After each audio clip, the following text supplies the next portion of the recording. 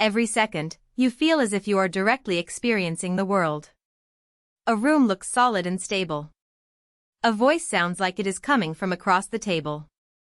Coffee has a familiar smell, a sharp taste, and a comforting warmth. But perception is not a simple recording of reality. It is the brain's ongoing process of identifying, interpreting, and organizing sensory information so the world becomes understandable and useful. Light, pressure waves, chemicals, and touch signals do not arrive as finished experiences. They arrive as physical or chemical stimulation. Your nervous system must transform them into sights, sounds, smells, tastes, textures, objects, places, and events. Perception is the bridge between raw sensation and meaningful reality. The process begins with sensory signals.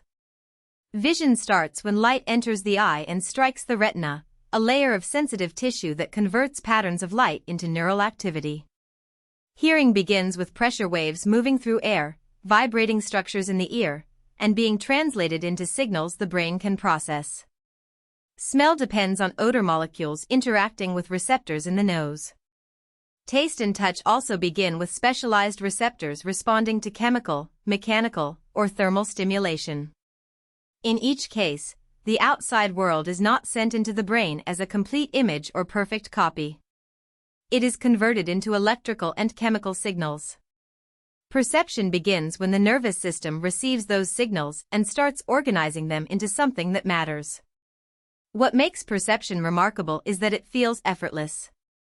You do not consciously calculate the shape of a chair, the distance to a door, or the direction of a sound. Yet beneath awareness, the nervous system is performing complex operations at high speed. It detects edges, contrasts, movement, pitch, intensity, location, and patterns. Then it combines those features into higher-level information, such as objects, faces, words, and scenes. This is why sensory input is often described as being transformed from low-level information into higher-level meaning. A patch of color becomes a fruit.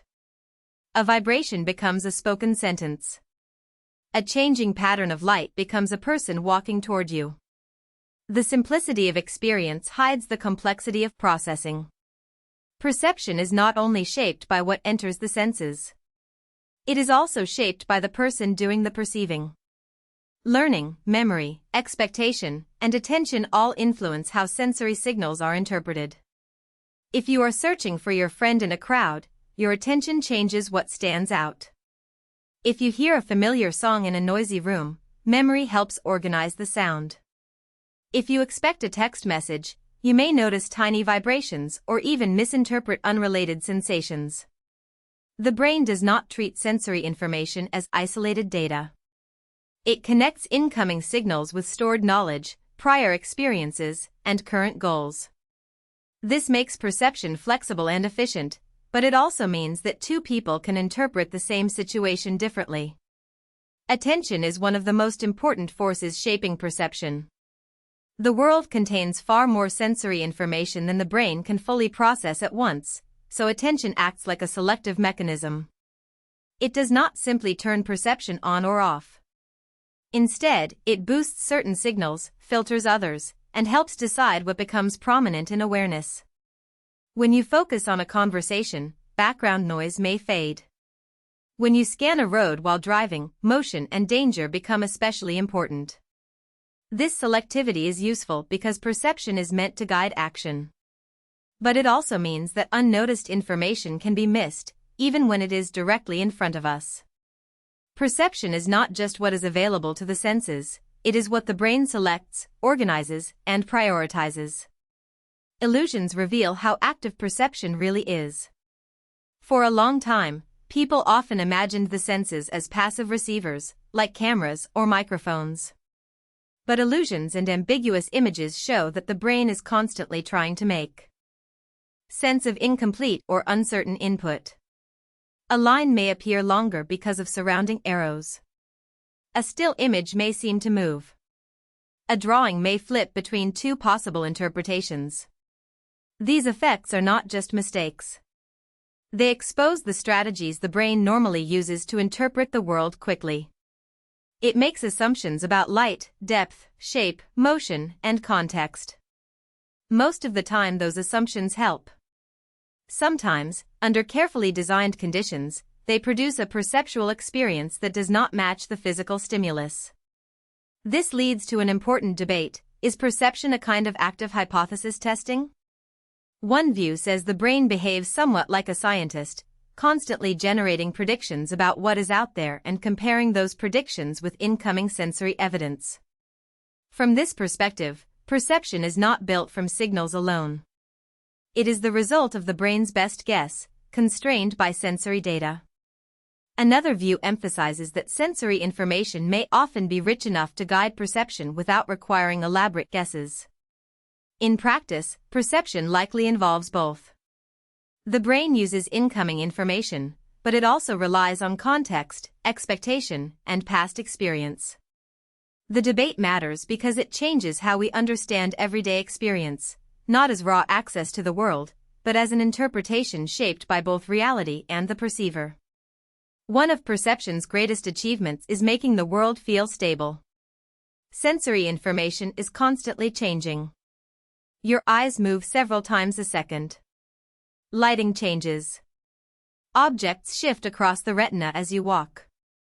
Sounds echo, fade, and overlap. Yet you usually experience a stable room, a continuous conversation, and objects that remain the same even when your angle changes. The brain solves this problem by organizing unstable input into coherent patterns.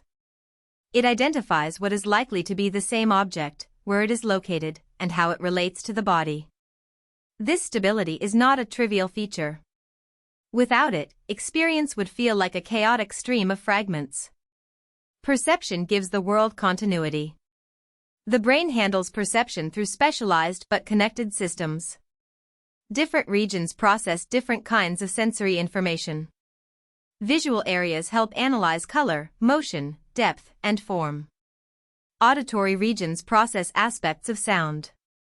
Other areas handle touch, taste, smell, balance, and body position. In some cases, these systems are organized as maps, where nearby points in the world or body are represented across nearby points in brain tissue. But these modules do not work in isolation. They communicate constantly. Perception is modular, but it is also integrated. A scene is not experienced as separate streams of color, sound, smell, and touch. The brain binds information together into a single meaningful situation: a person speaking, a meal being cooked, a storm approaching. The influence between senses can be surprisingly strong. Taste, for example, is deeply affected by smell. Much of what people casually call flavor comes from odor molecules reaching smell receptors, especially while eating. When the nose is blocked, food often seems dull, even if the tongue can still detect basic taste qualities. Vision can also affect hearing, as when seeing a speaker's mouth movements changes how speech sounds are interpreted.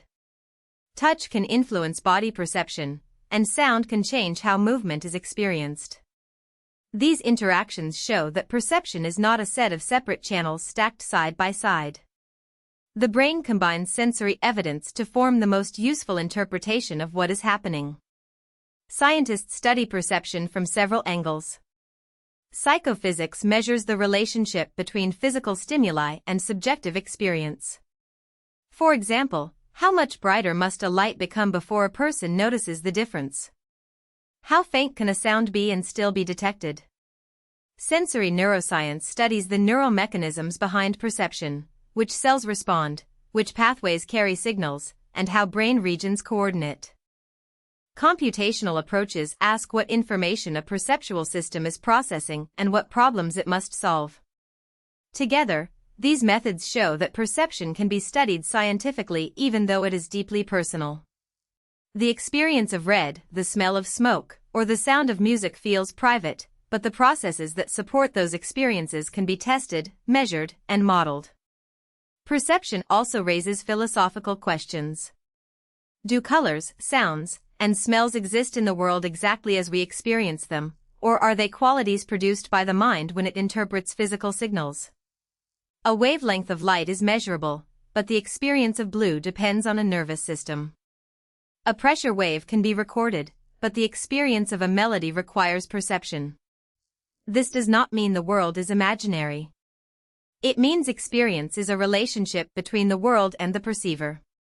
Physical reality provides structure and stimulation. The brain organizes that stimulation into meaning. In the end, perception is not a passive window. It is an active construction that lets organisms navigate, survive, communicate, and understand their environment. The reality you experience is built from signals, shaped by the brain, and refined by a lifetime of learning. If you found this helpful, please like this video and subscribe for more explainers.